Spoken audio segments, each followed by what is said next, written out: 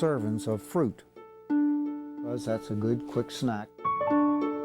It's a collection of long-perished foods, stacked on top of trash and bagels, pudding and dusty electronics. But one man's garbage tossed out in a bag can be another man's compulsion. Don't throw away. Don't waste things. Make the most use of them that you could. To protect his identity, we'll call him John. John lives in the Richmond area in a nice 3-bedroom home in a good neighborhood. But that's hard to tell when you're inside his house. He says his food collecting habits stem from growing up during the Great Depression, when people came over and begged for food. People of that era didn't throw things away.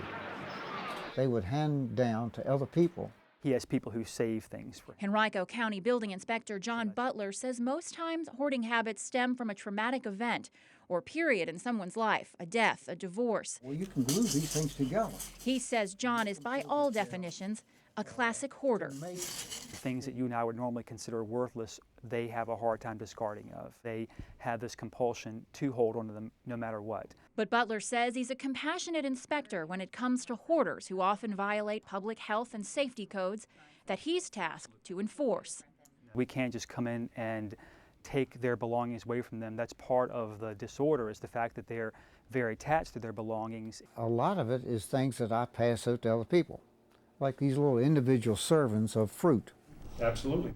Dr. Kent McDaniel has been treating hoarding disorders for over 15 years. I mean, the object isn't just an object, it's part of who they are, right? So getting rid of it means losing their identity. He says hoarding is an illness and often accompanied by depression. Family members often struggle to understand it, to find patience when they meet resistance about throwing things away.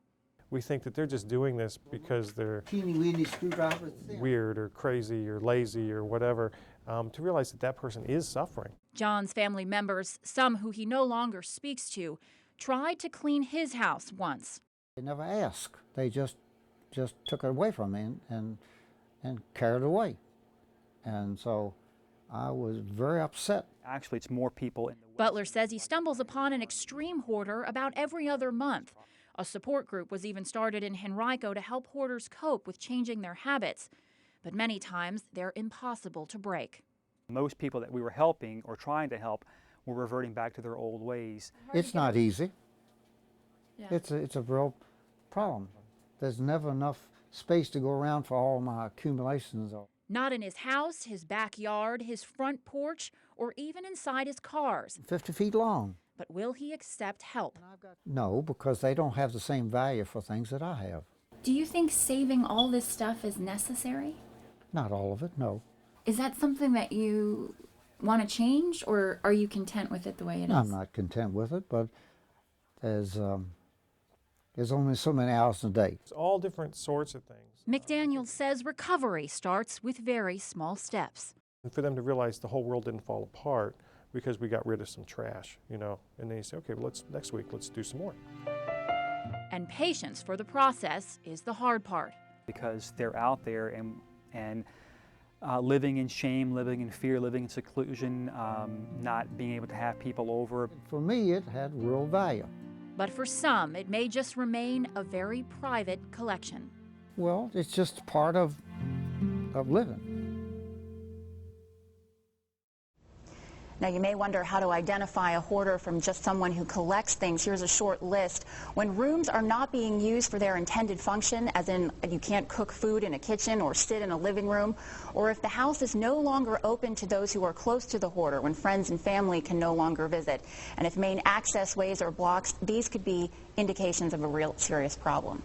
Katie, it's amazing to see that food in the cars.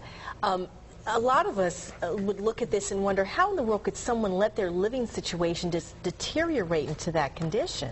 Is it the depression? The depression is part of it, and I think a lot of times family members, that's where their patience runs short. They can't understand, why can this person not just throw all of this away? But this is an obsessive compulsive disorder, and after a certain point, it almost feeds itself because of the embarrassment and the shame and and its ability to be hidden.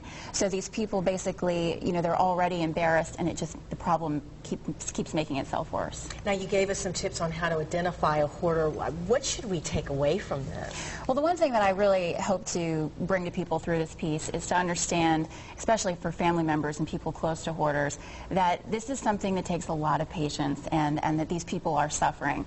And this is not a situation where you can rummage through things and throw them out. These things mean something to people. So if anything, I hope maybe the piece gives people a little bit of empathy and understanding of what they're going through. Because they do need patience. Absolutely. Thanks, Katie. Thanks, Steph.